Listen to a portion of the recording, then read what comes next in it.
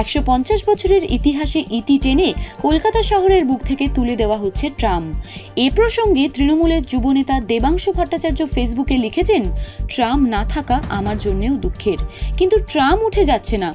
ধর্মতলা থেকে ময়দান পর্যন্ত সিম্বলিক রুটে একটি ট্রাম চলবে। যাদের নস্টালজিয়ার পথে ফিরে যাওয়ার ইচ্ছে হবে তারা এই রুটে গিয়ে চেপে আসতেই পারেন। এটা তোলা হচ্ছে না। দেবাংশু লেখেন, বাকি যেটা হচ্ছে সেটা তুলে দেওয়া নয়, রুট কমিয়ে দেওয়া। এর আগেও বহু রুট কমতে কমতে ট্রাম আজ এখানে দাঁড়িয়ে। একসময় হাওড়া ব্রিজের উপর দিয়ে ট্রাম যেত ব্রিজের শেষ অবধি। ওদিকে হাওড়া শালকিয়াতেও ট্রাম চলত। বাম আমলে সেই সব রুট উঠে যায়। দুর্ঘটনা এড়াতে, যানজট কমাতে এর আগেও বহুবার ছাঁটা হয়েছে ট্রামের রুট। আরও একবার ছাঁটা হলো, কষ্ট পাবেন না। শেষে আবারও বলছি, ট্রাম উঠে যাচ্ছে না। ধর্মতলা থেকে ময়দান একটি ট্রাম চলবে।